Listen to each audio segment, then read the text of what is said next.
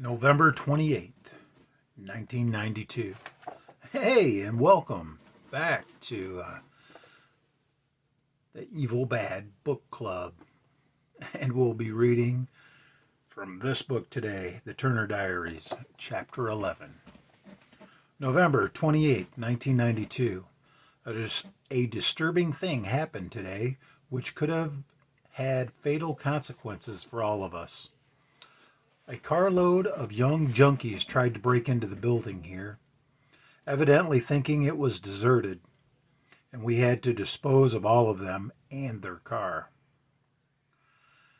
This is the first time something like this has happened, but the abandoned appearance of this place may invite more trouble of the same sort in the future. We were all upstairs eating when the car pulled into our parking area and triggered our perimeter alarm.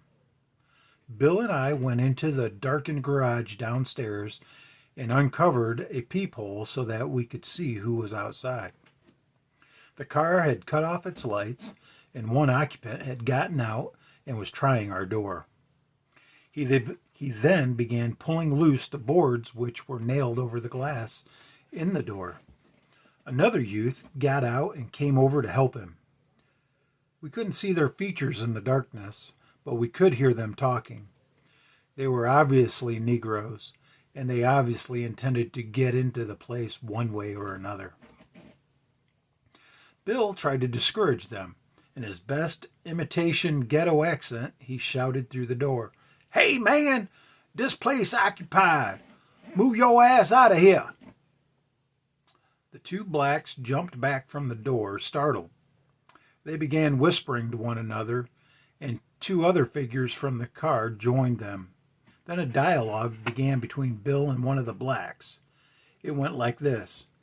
"We didn't know anybody was here, brother. We're just looking for a place to shoot up."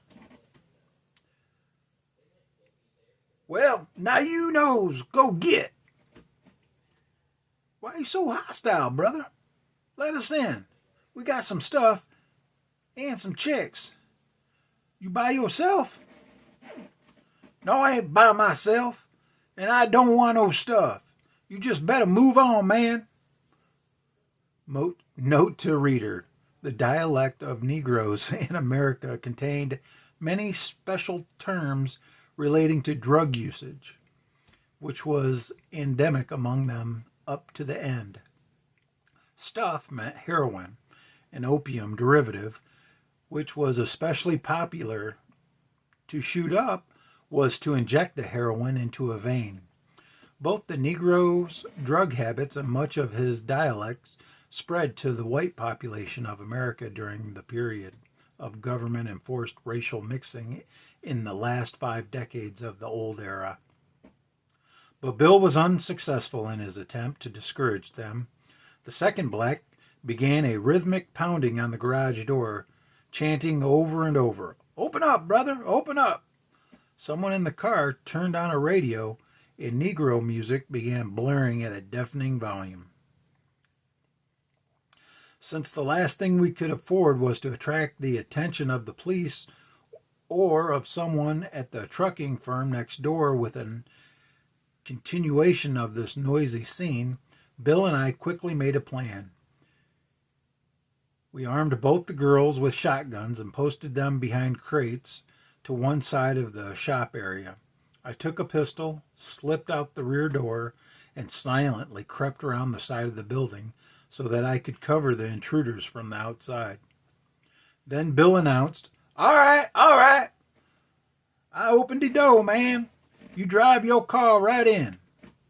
While Bill began raising the garage door, one of the blacks went back to the car and started the engine.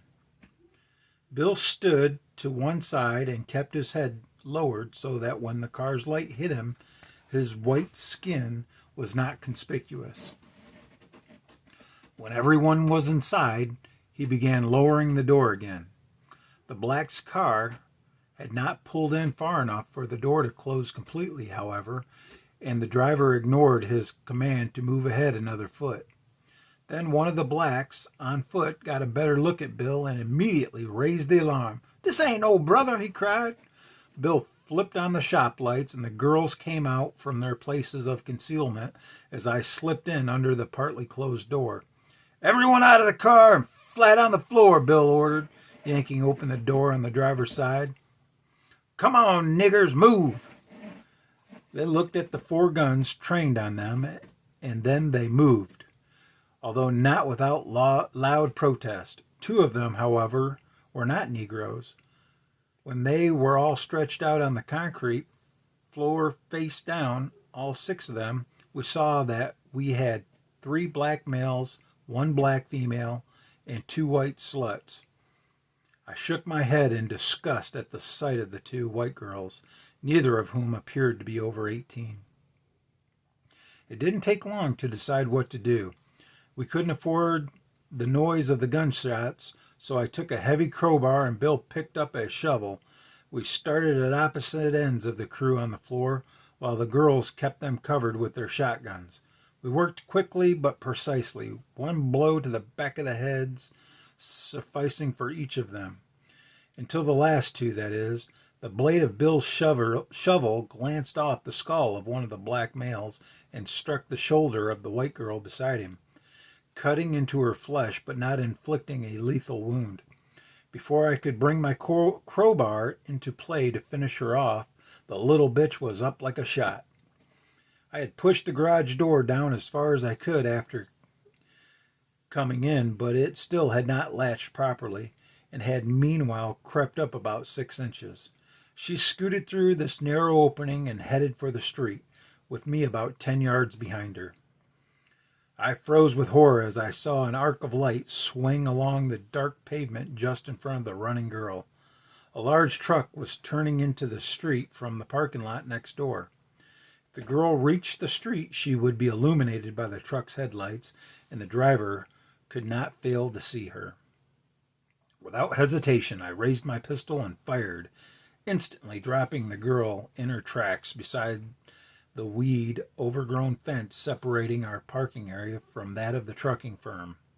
It was a very lucky shot, not only in its effect, but also in the roar from the engine of the accelerating truck, effectively masking the report. I crouched in the driveway, drenched in a cold sweat, until the truck had thundered off into the distance. Bill and I loaded the 6 corpses into the back of the black's car. He drove it off with Carol following him in our vehicle, and left the grisly cargo parked outside a black restaurant in downtown Alexandria. Let the police figure it out. The work on the new communications equipment is coming along quite well. The girls put so many units together before supper today, and the unfortunate events of the evening, that I couldn't keep up with the tuning and testing, which is part of the work. If I had a better oscilloscope and a few other instruments, I could do more. November 30th. In thinking over Saturday's events, what surprises me is that I feel no remorse or regret for killing those 2 white whores. 6 months ago, I couldn't imagine myself calmly butchering a teenaged white girl, no matter what she had done. But I have become much more realistic about life recently. I understand that the 2 girls were with the blacks only because they had been infected with the disease of liberalism by the schools and the churches and the plastic pop culture the system churns out for young people these days. Presumably, if they had been raised in a healthy society, they would have had some racial pride. But such considerations are irrelevant to the present phase of our struggle. Until we have in our hands the means for bringing about a general cure for the disease, we must deal with it by other means, just as one must ruthlessly weed out and dispose of diseased animals in any flock, unless one wants to lose the whole flock. This is no time for womanly hand-wringings. This lesson was brought home forcefully to all of us by what we saw on the TV news this evening. The Human Relations Council in Chicago organized a huge anti-racism rally today. The purported excuse for the rally was to protest the machine gunning of a carload of black deputies Friday in downtown Chicago in broad daylight, presumably by the organization. Only 3 blacks were killed in the incident, but the system seized on it in order to squelch the seething white resentment against the Human Relations Councils and their deputized black goon squads. Apparently, these black deputies have perpetrated even more shocking outrages against defenseless whites in Chicago than they have around here. The Chicago rally, which was vigorously promoted by all the mass media in the Chicago area, involved nearly 200,000 demonstrators in its initial stage, more than half of them whites. Hundreds of the special buses contributed by the city transit authorities brought in people from all the suburbs for the occasion. Thousands of young black thugs wearing the armbands of the Chicago Human Relations Council strutted arrogantly through the huge mob, maintaining order. The rally was addressed by all the usual political prostitutes and pulpit prostitutes, who issued pious calls for brotherhood and equality. Then the system trotted out one of their local toms, who gave a rousing speech about stamping out the evil of white racism once and for all. Note to the reader, a tom was a Negro frontman for the authorities or for Jewish interests, experts at manipulating the masses of their own race. They were paid well for their services. Some toms were even employed briefly by the organization during the final stages of the revolution, when it was desired to flush millions of Negroes out of certain urban areas into holding camps with a minimum loss of white lives. After that, the skilled agitators of the Human Relations Council worked various sections of the crowd up into a real brotherhood frenzy. These swarthy, kinky-haired little Jew boys with transistorized megaphones really knew their business. They had the mob screaming with real bloodlust for any white racist who might be unfortunate enough to fall into their hands. Chanting, "Kill the racists," and other expressions of brotherly love, the mob began a march through downtown Chicago. Shoppers, workers, and businessmen on the sidewalk were ordered by the black deputies to join the march. Anyone who refused was beaten without mercy. Then gangs of blacks began going into the stores and office buildings along the march route, using bullhorns to order everyone out into the streets. Usually it was only necessary to kick 1 or 2 stubborn whites into a senseless, bloody pulp before the rest of the occupants of a department store or building lobby got the idea and enthusiastically joined the demonstration. As the crowd swelled, approaching 500,000 persons towards the end, the blacks with the armbands became more and more belligerent. Any white in the crowd who looked as if he wasn't chanting loudly enough was likely to be attacked. And there were several particularly vicious incidents which the TV cameras gloatingly zoomed in on. Someone in the crowd started the rumor that a bookstore they were approaching sold racist books.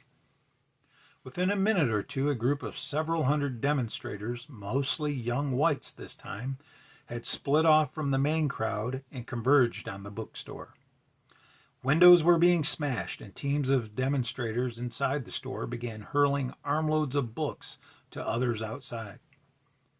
After an initial flurry of rage was dissipated by wildly tearing handfuls of pages from the books and throwing them into the air, a bonfire was started on the sidewalk for the rest of the books. Then they dragged out a white sales clerk and began beating him. He fell to the pavement, and the mob surged over him, stomping and kicking. The television screen showed a close-up of the scene. The face of the white demonstrators were contorted with hatred for their own race. Another incident in which the TV viewers were treated to close-up coverage was the killing of a cat. A large white alley cat was spotted by someone in the crowd who started the cry, "Get the honky cat!" About a dozen demonstrators took off down an alley after the unfortunate cat. When they reappeared a few moments later holding up the bloody carcass of the cat, a loud cheer went up from those in the crowd near enough to see what had happened. Sheer insanity. It is impossible to put into words how depressed we are all by the spectacle in Chicago. That, of course, was the aim of the organizers of the rally. They are expert psychologists, and they thoroughly understand the use of mass terror for intimidation. They know that millions of people who still oppose them inwardly will now be too frightened to open their mouths. But how could our people, how could white Americans be so spineless, so crawling, so eager to please their oppressors? How can we recruit a revolutionary army from such a rabble? Is this really the same race that walked on the moon and was reaching for the stars 20 years ago? How low we have been brought. It is frighteningly clear now that there is no way to win the struggle in which we are engaged without shedding torrents, veritable rivers of blood. The carload of carrion we left in Alexandria Saturday was mentioned briefly on the local news, but not at all on the national news. The reason for the downplay, I suspect, is not that sextuplet killings have become too commonplace to be newsworthy, but that the authorities recognized the racial significance of the thing and decided not to encourage imitation.